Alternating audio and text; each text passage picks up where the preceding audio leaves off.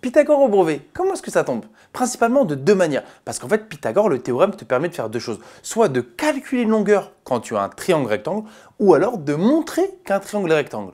Donc tu vois ce que j'ai déjà répété deux fois, c'est triangle rectangle. Donc tu vas y penser quand dans ta figure, tu as un triangle rectangle, ou si on te demande, est-ce que le triangle est rectangle? Tout de suite, premier exercice, tombe au brevet 2022, regarde la figure. Et regarde la question, on te demande de calculer la longueur HS, ou plutôt vérifie que la longueur HS mesure bien 12 cm. Mais là, peut-être que si tu regardes la figure, tu te dis « mais ça a la tête de Thalès, pourquoi est-ce qu'il me parle de Pythagore depuis tout à l'heure ?» Parce qu'en fait, justement, au brevet, tu sais pas quelle figure on va te mettre, tu n'auras pas juste un petit triangle rectangle tout bon, on te dit « vas-y, fais Pythagore ». Ça dépend, tu peux l'avoir, mais parfois tu auras ça, et on va te mixer plein de chapitres dans le même exercice. Donc oui, ça ressemble à Thalès, sauf que si tu zoomes un petit peu et que tu regardes les longueurs que tu as, regarde en haut, c'est un triangle rectangle, et tu connais deux longueurs. Et en fait, la question, c'est finalement, calcule la troisième. Ou plutôt, assure-toi que la troisième longueur fait bien 12 cm. Exactement le théorème de Pythagore.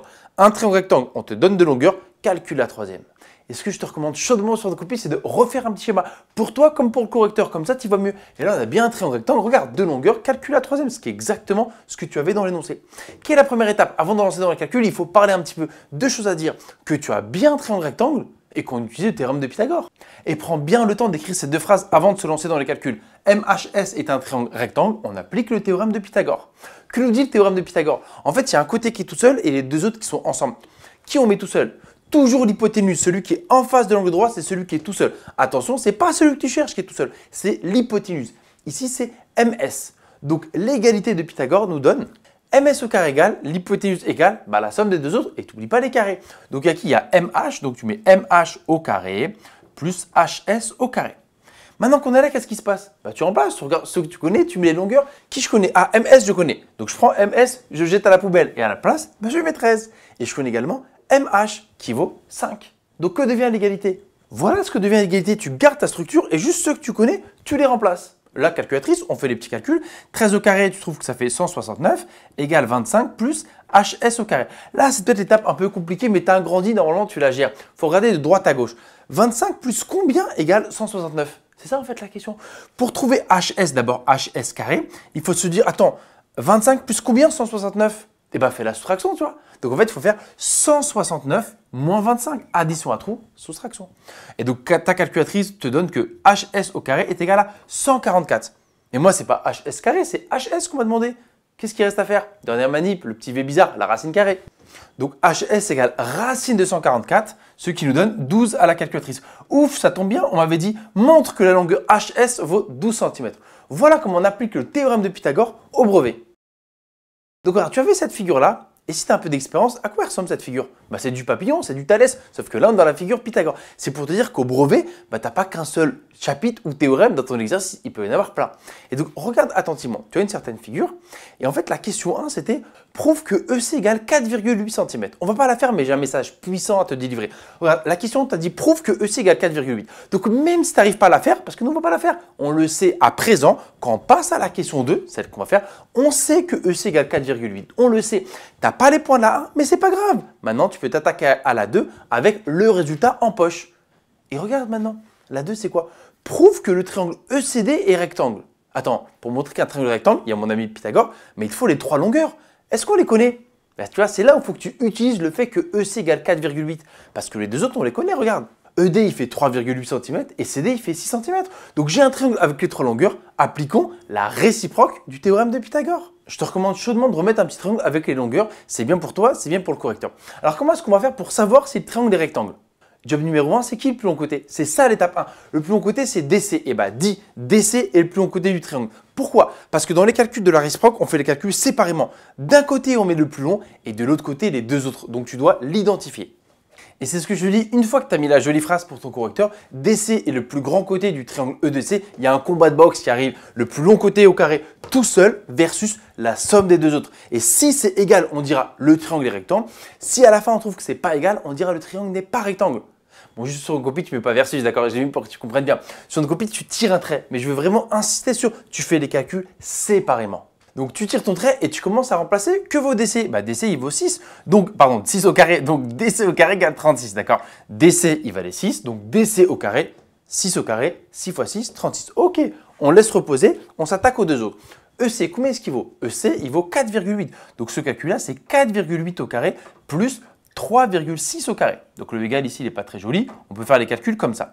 Et là, petit conseil, en fait, tu peux remettre directement le résultat. Parce que tu as la calculatrice, tape directement 4,8 carré, ou alors fois lui-même, si tu ne sais pas où est le carré sur la calculatrice, 4,8 fois 4,8 plus 3,6 fois 3,6, largement suffisant. Et à la calculatrice, tu trouves que ça fait également 36. Parce que lui, il valait 23,04 et lui, 12,96. Et quand tu additionnes les deux, tu tombes sur 36. Et je répète, au brevet, tu n'es pas obligé de mettre l'étape avec les calculs intermédiaires. Par contre, tu es obligé de tirer un trait. Et là, oh là là, j'ai trouvé la même chose, 36, 36, qu'est-ce que ça veut dire? Ça veut dire qu'on a l'égalité, que DC au carré est égal à EC carré plus ED carré. Et comme on retrouve l'égalité, qu'est-ce qu'on peut en conclure? Que le triangle est rectangle, d'après la réciproque du théorème. Prends le temps pour une belle phrase réponse, le rêve c'est de lire ça sur ta copie. Donc, d'après la réciproque du théorème de Pythagore, EDC est un triangle rectangle en, et là je t'ai laissé, en quoi est-ce qu'il est rectangle? En fait, le côté le plus long, il devient l'hypoténuse, parce que hypoténuse, c'est en face de l'angle droit. Ici, il n'y avait pas encore d'angle droit. Mais comme on vient de le démontrer qu'il y a un angle droit, le côté plus long, DC, devient l'hypoténuse. Et donc, l'angle droit, il est en face. Oui, même si la figure était moche, il est là. Donc, il est rectangle en E. Voilà comment on applique la réciproque de Pythagore au brevet. Donc, nous, on s'attaque à cet exercice qui était un vrai-faux. On te disait ABCD est un rectangle de longueur 160 cm et de largeur 95 cm. Affirmation, donc on te dit une phrase, il faut dire si elle est vraie ou faux. Et attention, vrai, faux, brevet, tu dois justifier. Si tu dis que vrai ou que faux, tu as 0. Il faut absolument justifier. Affirmation, la diagonale de ce rectangle vaut environ 186 cm. Le conseil numéro 1 quand tu n'as pas de figure, c'est d'en faire une. Prends ton stylo et dessine un rectangle ABCD. Et on t'a dit que sa longueur valait 160 cm, donc 160 c'est ici, et sa largeur 95 cm. Ok. Quoi d'autre? On me demande la diagonale. On te dit en fait cette diagonale, celle-ci ou l'autre. Parce que oui, je te rappelle, dans un rectangle, les diagonales sont de la même longueur. Donc calculer BD ou calculer AC, ça revient au même, d'accord? Donc eux, ils t'affirment que BD, ça vaut environ 186 cm. Est-ce que tu vois pourquoi il y a Pythagore? Parce qu'un rectangle, tu maîtrises, non? Un rectangle, il y a 4 angles droits. Tous les angles sont droits. Regarde ce que je viens de te dessiner. Il suffisait que tu traces une diagonale pour que le triangle rectangle apparaisse. Parce que pour utiliser le théorème de Pythagore pour calculer une longueur, il te faut un triangle rectangle. On l'a. Et la première étape, c'est de le dire. ABD est un triangle rectangle. C'est ça la première phrase. Et c'est quoi la deuxième? Tu salues monsieur Pythagore. Tu dis on applique son théorème. Ok, que dit le théorème de Pythagore dans ABD? Il te dit que l'hypoténuse au carré tout seul est égal aux deux autres, à la somme des carrés des deux autres. Donc en fait, toi, ton job, c'est d'identifier l'hypoténuse. C'est qui ici? Hypoténuse, c'est celui qui est en face de l'angle droit. L'angle droit est ici. C'est qui le côté en face? BD. Donc voilà, dans l'égalité de Pythagore, c'est BD au carré égale la somme des deux autres. Il suffit d'écrire AD au carré plus AB carré. Il suffit de regarder la figure et de compléter. Ensuite, qu'est-ce qu'on fait? Tu remplaces par ceux que tu connais. Je connais qui ici? Je connais AD, il vaut 95. Donc, à la place de AD, je mets 95. Et AB, il fait 160. Donc, à la place de AB, je mets 160. Que devient l'égalité? Elle devient BD carré égale 95 au carré plus 160 au carré. Donc là, tu pourrais mettre directement la réponse. Tu pourrais taper à la calculatrice 95 carré plus 160 carré et donner directement la réponse. Si vraiment tu as peur, souvent les élèves passent par l'étape intermédiaire. Je ne sais pas pourquoi. Donc là, ça fait 90, 25 plus 256 et 2 zéros. Donc que vaut BD au carré? Donc BD au carré égale 34 625. J'avoue que j'ai eu un peu plus de mal sur l'addition. J'ai regardé, j'ai triché. Ce que je te dis en fait, c'est que cette étape-là n'est pas obligatoire. Tout le reste, si. Mais là, c'est BD carré. Moi, je veux la diagonale, je veux BD. Comment on fait pour passer de BD carré à BD normal? La racine carrée, le fameux V, racine de 34 625. Là, pour le coup, calculatrice, il n'y a pas de choix. Tu prends la calculatrice et tu trouves que ça fait environ 186,077. Première question, quelle unité? Depuis tout à l'heure, on m'a dit des centimètres, donc ce sont des centimètres. Ok. Là, on peut relire l'affirmation. On me dit que la diagonale mesure environ 186. Oui, c'est pile ce qu'on a trouvé, d'accord? Donc l'affirmation est vraie. Donc tu vois, on ne peut pas se contenter de dire vrai ou faux. Il fallait faire les calculs et arriver ici, on conclut oui, la diagonale mesure environ 186 cm. Voilà comment on applique le théorème de Pythagore au brevet.